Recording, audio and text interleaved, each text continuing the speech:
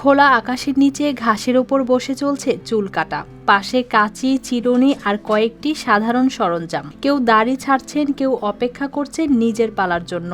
এমন দৃশ্য একসময় গ্রাম বাংলার হাটবাজারে খুবই পরিচিত ছিল, কিন্তু আধুনিক সেলুনের এই সময়ে সেই চিত্র এখন আর খুব একটা চোখে পড়ে না।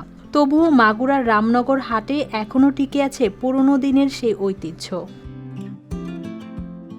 মাগুরা সদর উপজেলার রামনগর হাটে সপ্তাহে 2 দিন বসে এই ব্যতিক্রমী নরসুন্দরদের আসর। কোনো দোকানঘর নয়, খোলা জায়গায় কাঠের ছোট্ট টুল পেতে চুল কাটা ও দাড়ি শেভের কাজ করেন তারা। হাটে আসা বিভিন্ন বয়সের মানুষও স্বাচ্ছন্দ্যে বসে সেরে নিচ্ছেন প্রয়োজনীয় পরিচর্যা। তাই আমার মেয়ের নিয়ে আসি চুল কাটাতে।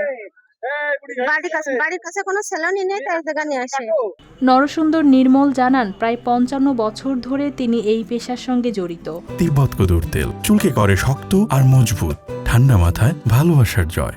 বাপদাদার কাছ থেকে শেখা এই কাজই তার জীবিকার প্রধান অবলম্বন। রামনগর আড়ে কাজ করতেছে, অন্ত বাড়ি আমার মিরকে দেখায়, অন্ত আমার তো নির্মল ওই 55 বছর বাপ কাকারা এটা করতো। অন্যদিকে বিনোদশীল বলছেন, স্বাধীনতার পর থেকেই তিনি এই পেশায় আছেন।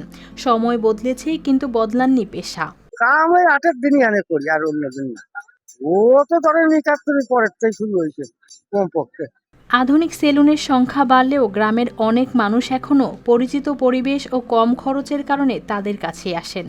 ছোটবেলাতেই কাটতেছি এনার কাছে, ছোটতেই কাটতেছি, ভালোই কাটে। বছরের পর বছর ধরে একইভাবে হাটে বসে কাজ করে যাচ্ছেন এসব নরসুন্দর।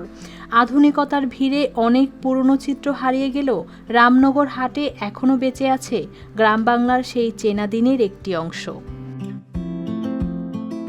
News desk, RTV।